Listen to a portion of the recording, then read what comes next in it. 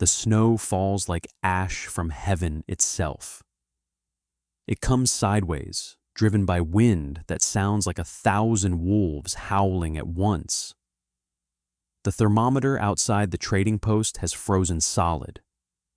They stopped trying to read it 3 days ago. On the frontier, when the mercury gives up, you know you're facing something that kills. Along Miller's Ridge, the cattle are already gone, frozen standing up in their own fields, their eyes open, staring at nothing. The Hennings lost 40 head. The Chappelles lost 60. Every rancher within 20 miles is watching his remaining livestock perish, one by one, in spite of everything he knows. Blankets, windbreaks, huddled together, nothing matters. The cold doesn't care about your effort, but there is one place where animals are alive. Warm, fed, safe. It should be impossible, but it exists.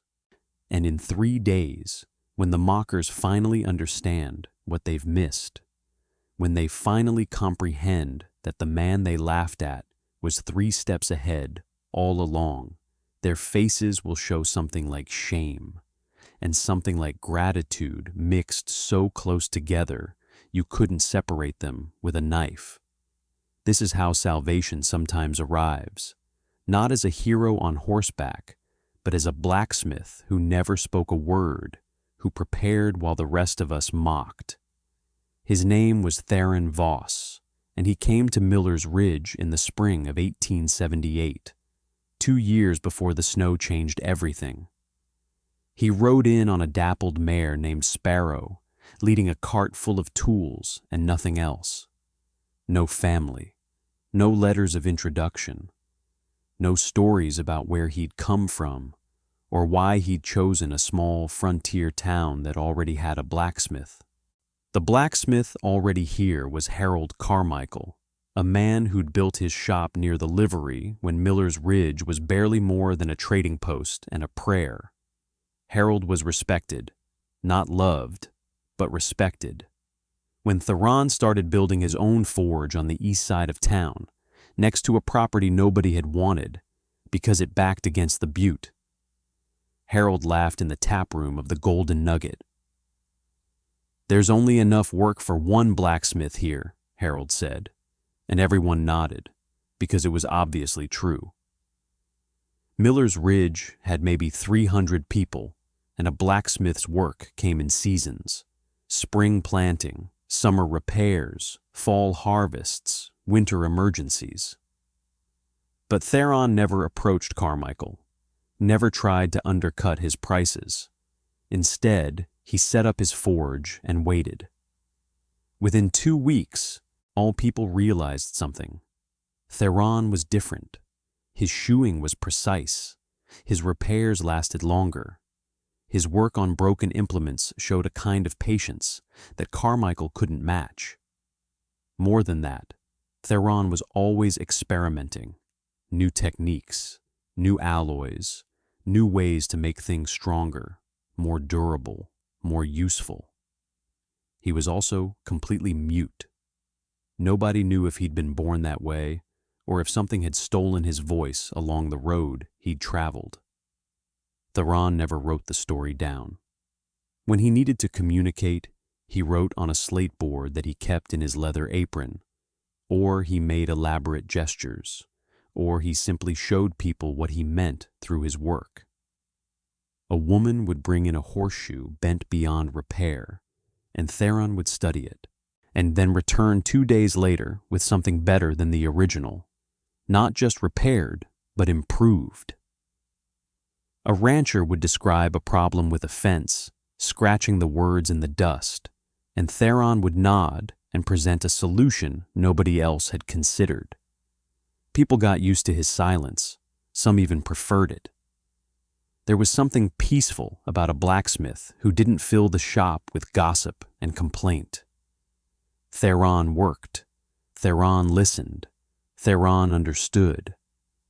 By the fall of 1878, he was doing most of the blacksmith work in Miller's Ridge. Harold Carmichael moved to Cheyenne. Tell us in the comments where you're watching from today. We'd love to know if you're watching from frontier country, or if you're discovering these stories from somewhere else entirely. Let us know your town or region. What people didn't understand about Theron Voss was that he'd come to Miller's Ridge with knowledge that didn't belong to most frontier blacksmiths.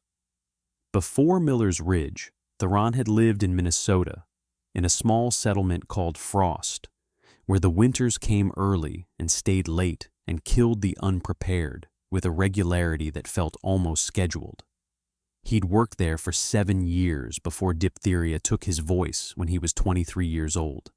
He survived the disease. His vocal cords didn't. In Minnesota, Theron had learned something crucial. Planning for winter wasn't done in September. It was year-round work, about shelter, heat, and keeping living things protected from cold that could kill in minutes. He'd studied under Klaus Bergmann, an old German settler who kept the largest livestock herd in the territory. In 91 years, Klaus lost only a handful of animals to winter. The secret wasn't luck or money, it was preparation. Winter wasn't temporary crisis, it was predictable, demanding engineering. Klaus built underground structures for winter, not caves. Structures 10 feet below surface, stone and timber, earth-packed walls. Underground, temperature stayed reasonable. 20 feet down, the earth held warmth from summer. The wind couldn't reach you. With proper ventilation, you kept the heat. Klaus taught Theron the mathematics and had him practice building on small scales.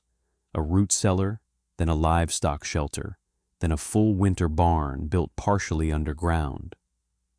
When Theron arrived in Miller's Ridge and saw that property backing against the butte, he knew immediately what it could become. The butte provided a natural wall. The earth was good for digging. The location was isolated enough that he could build without constant observation. He never told anyone his plan. He simply began the work. It took Theron Voss 8 months. He began in March of 1879. He hired men to dig through spring and summer. He claimed he was building a storage cellar for his blacksmith operation. Nobody questioned it. Theron was methodical, patient, and paid on time. By May, there was a substantial hole against the butte face, 20 feet deep, 30 feet wide, extending back into the butte. Theron brought in lodgepole pines and had a carpenter help build the internal structure. Walls went up, ceiling beams were positioned with calculation. The roof was built to be covered with earth and sod. He dug 3 ventilation shafts, in a position so cold air could enter, but the main chamber would retain heat. He built sturdy pens for livestock with areas for hay, grain, and water systems insulated below the earth's protective layer. By September, it was finished. The structure cost him $470, a fortune on the frontier.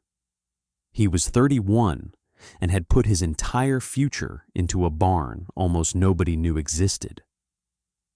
The entrance was a sloped passage covered with a wooden structure. Inside, you descended into a separate world, cool in summer, warm in winter, stable in ways the above-ground world never was. Theron moved 30 cattle into the underground barn, along with 16 horses, 12 goats, and various chickens and pigs.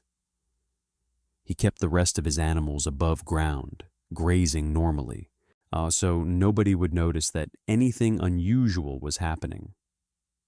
They noticed anyway. When people noticed, they laughed. It was Robert Mackenzie who started it. Robert Mackenzie, the banker's son, the man who'd come west with money and the confidence that money was all you needed to succeed. Mackenzie had come to Theron's forge one afternoon in early September, looking for horseshoes, and he'd seen the entrance to the underground structure. He'd asked about it. Theron had written on his slate, "Storage, livestock shelter." Simple, direct, not an invitation for further conversation. But Mackenzie was a man who couldn't leave anything alone.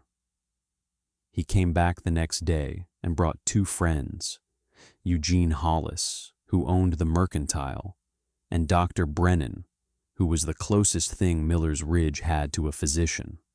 The 3 of them stood at the entrance to Theron's structure and laughed. "A livestock shelter in a hole in the ground," Mackenzie said. "What's he planning, to hide his cattle from the weather?" "The man's lost his mind," Eugene said. "Probably the silence, too much time alone with his thoughts, has addled him." Dr. Brennan was more careful, but his smile showed agreement. "Well, it's his money to waste. At least he keeps his property on the edge of town, so it won't bring down the whole community's opinion." The laughter spread. By October, the whole town knew about Theron's barn. They called it Theron's Hole, the Fool's Cellar, Voss's Last Stand. The sentiment was kindness mixed with pity. Theron was decent enough, but he'd made a very expensive mistake. In the tap room, men debated what had driven him to it. Maybe he was storing vegetables. Maybe he was mining. Maybe he was just peculiar. Theron wasn't dangerous. He was just strange. A good blacksmith, but strange. The coldest mockery came from Robert Mackenzie, who started referring to Theron's barn as Voss's Folly, not to his face, never that, but in public, in places where the words would get back to him. At a town gathering in October, Mackenzie said, loud enough for everyone to hear, "I admire the man's industry, but sometimes industry without sense is just stubbornness, and stubbornness built halfway into the ground doesn't change the fact that it's built on foolishness." If you're enjoying this story of preparation and vindication, hit that hype button right now. Your support helps us create more frontier tales like this one. We need your engagement to keep bringing these stories to the channel. Theron never responded to the mockery. This was the remarkable thing about him. He continued his work. He continued to care for the animals in his underground barn. He continued to improve the structure, adding insulation, adjusting the ventilation, making small modifications based on careful observation.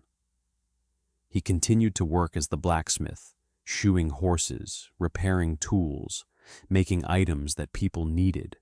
If people laughed at him in the tap room, it didn't reach him in the form of anger or defensiveness.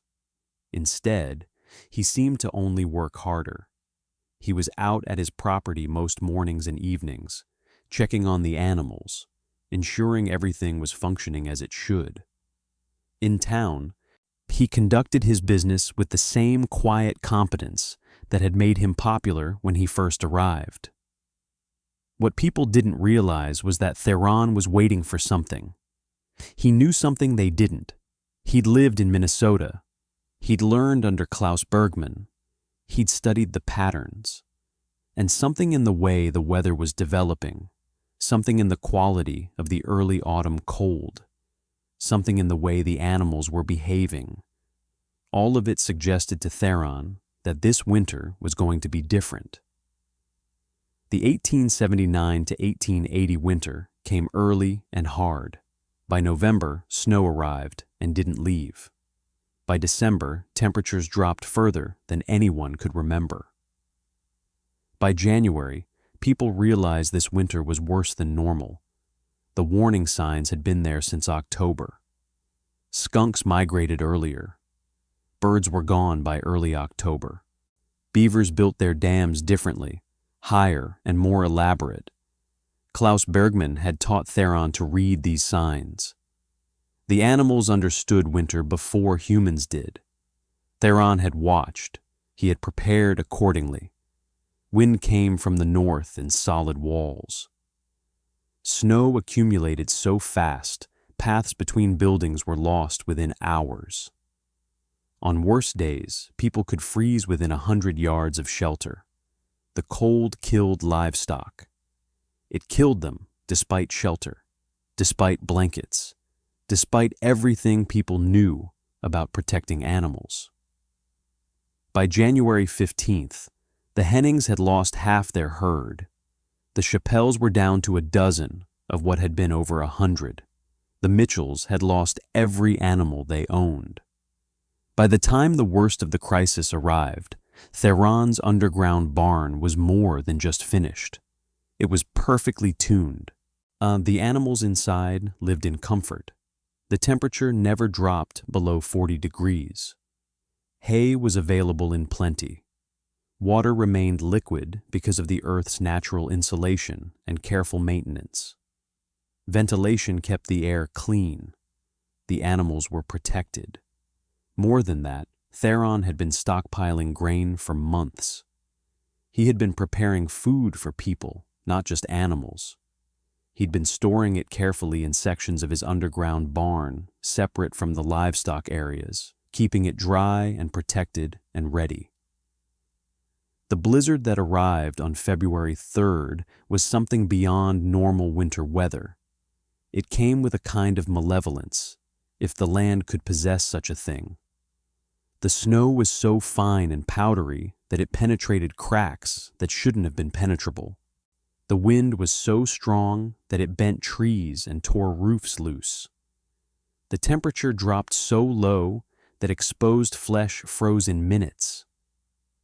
2 people perished in Miller's Ridge during this blizzard. Old Mrs. Hartley, who lived at the edge of town, and a young man named Thomas Chen, who'd been trying to reach the livery and gotten lost, despite the distance being only a quarter mile. By morning, when the survivors emerged to assess the situation, it was clear that the town had been struck by something unlike the normal operations of frontier weather. More animals perished. The few that remained above ground in Miller's Ridge were now gone, with a handful wandering in the snow in a state of confusion and weakness. People took stock of what they had. Food for maybe 6 weeks if rationed carefully, less if any significant population needed feeding, fuel for heating if carefully managed, animals, almost none, hope, minimal. By February 10th, the situation was dire. The blizzard had stopped, but cold remained. Snow covered everything. The livestock situation was finished. Every family had nothing but stored food or nearly impossible hunting opportunities. Ranchers considered slaughtering workhorses and eating diseased animals. The school had closed. 5 people had perished from cold. Dr. Brennan treated frostbite daily. The priest held funeral-like services. The town shifted from anxiety to grim survival mode. The question was no longer comfort, but whether you would survive. Robert Mackenzie, sitting in his home, realized he'd been wrong about everything. His confidence that money and Eastern knowledge could handle the frontier had been foolishness.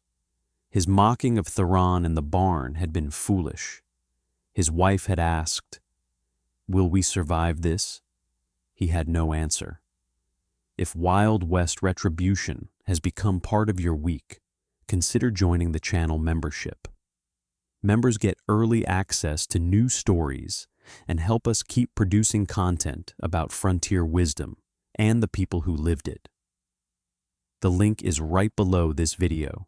It was Mackenzie who came first, though it took him 4 days to work up the courage. Does Theron's story resonate with you? Have you subscribed to Wild West Retribution yet? Hit that subscribe button and turn on notifications.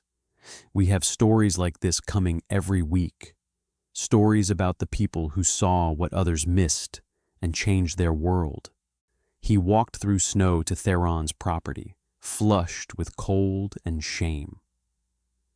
When Theron came out of his blacksmith shop, still working, still preparing, Mackenzie could barely meet his eyes. Mackenzie had learned words were power, but with nothing to say that could undo the mockery, he had no power. He stood in the snow, shaking, and waited. Theron took his slate and wrote, "You're hungry." Mackenzie nodded. Shame had stolen his voice. Theron wrote, "Go home, gather your family, tell them quietly." Theron simply pointed toward town. Within the hour, others appeared. Eugene Hollis came, ashamed. Dr. Brennan came, in need. By evening, families were making their way to Theron's property. Theron could have turned them away. He could have let the mockery stand as its own consequence. He could have fed his animals and protected his supplies and let the town learn the hard way that preparation mattered. He could have survived, comfortable in his underground barn, while the people above froze and went in need of food. He could have chosen vindication through others' suffering. But that wasn't who Theron Voss was. When he was a young man in Minnesota, Klaus Bergman had taught him something important. Klaus had said, through careful gestures and writing, "You prepare not to stand alone. You prepare so that when others are in need, you have the capacity to help. A man who survives while everyone around him perishes is not truly successful. He is simply alone." Theron Voss had come to the frontier to be something other than alone. He'd built his preparations with the knowledge that someday they would be tested not just for his own survival, but for his ability to help others. Everything he'd prepared had been built with that moment in mind. So when the first families arrived at his property, half frozen and ashamed, Theron opened his barn and welcomed them in. The underground barn became a refuge. By day 3, 47 people sheltered in the space. The temperature stayed stable. Ventilation kept the air breathable. There was food. Theron had stored grain, vegetables, and salt pork. He had knowledge about rationing that kept people healthy. He distributed food carefully, measuring with blacksmith precision. For animals, he had hay. The livestock remained healthy and strong. By late February, when other families considered eating their work animals, Theron's were still alive and well. He taught people to maintain the barn. He assigned tasks through notes and gestures. He showed how to keep water from freezing. He shared every Minnesota skill about surviving winter. What had been a shameful secret, Theron's foolish underground barn, became the most important structure in Miller's Ridge. The blizzards continued through February and into early March. But now people had shelter and food and heat. Theron slept little. He was constantly checking on people, tending animals, maintaining systems, ensuring that everything continued to function. His hands, which had been skilled in blacksmithing, became skilled in the 1,000 small details that kept people alive through the deep winter. He wrote notes on his slate. He made gestures and demonstrations. He showed patience that never seemed to diminish. People realized that this man who couldn't speak had become essential to their survival. Old Mrs. Henry, who'd been sheltering along with 3 of the Chappelle children, looked at Theron one evening while he was checking the hay supplies and said something that no one had heard her say about anyone in years.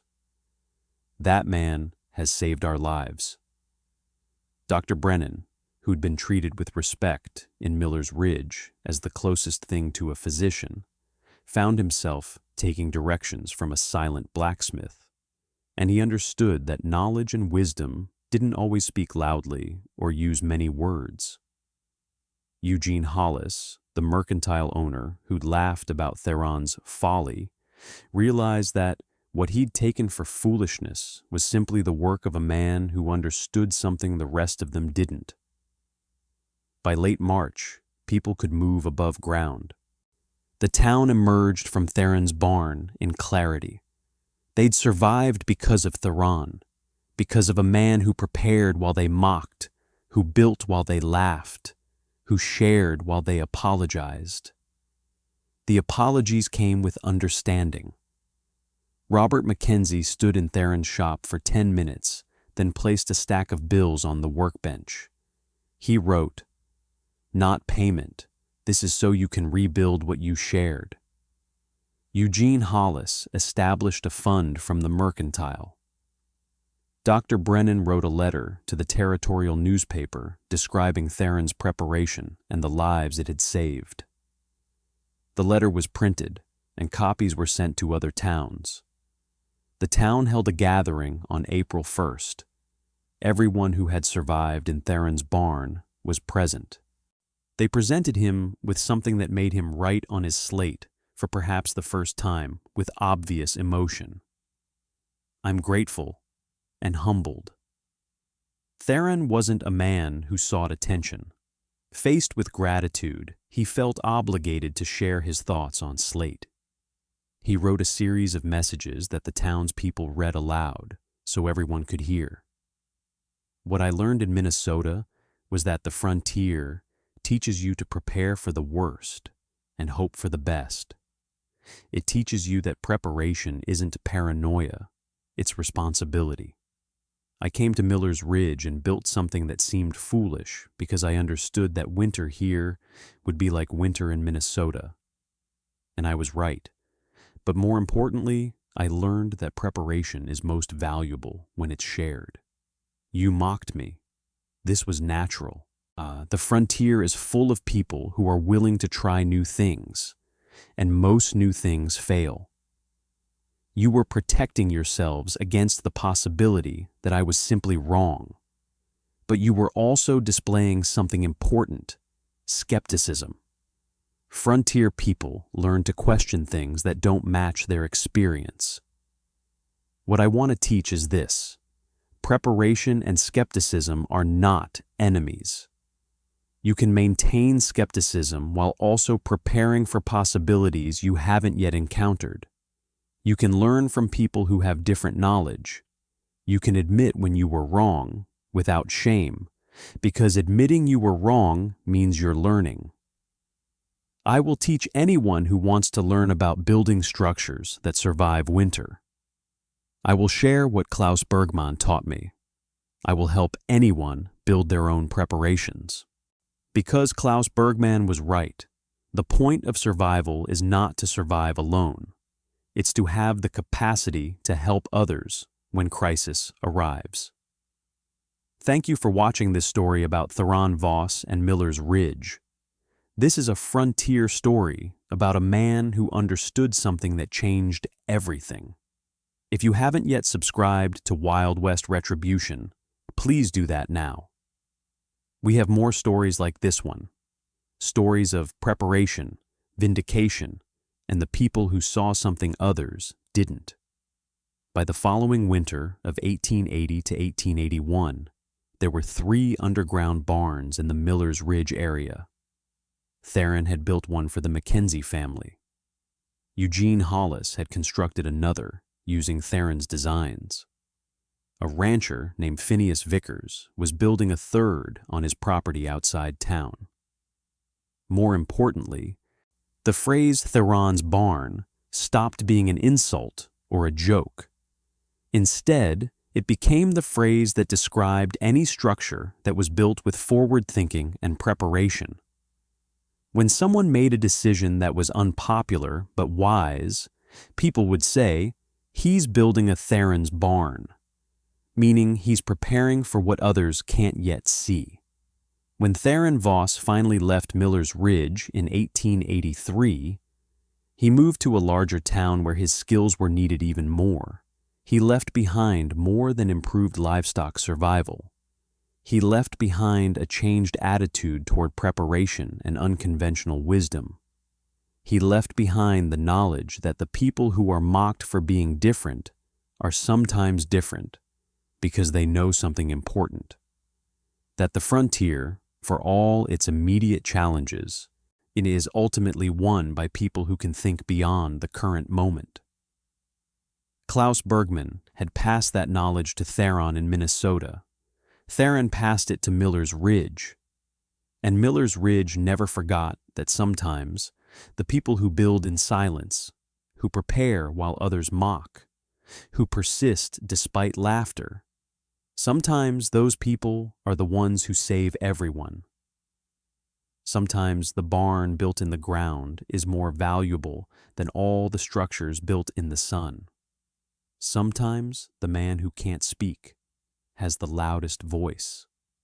Subscribe to Wild West Retribution for more stories about the frontier, about the people who saw what others missed, about the preparations that saved lives, about the small moments that changed everything.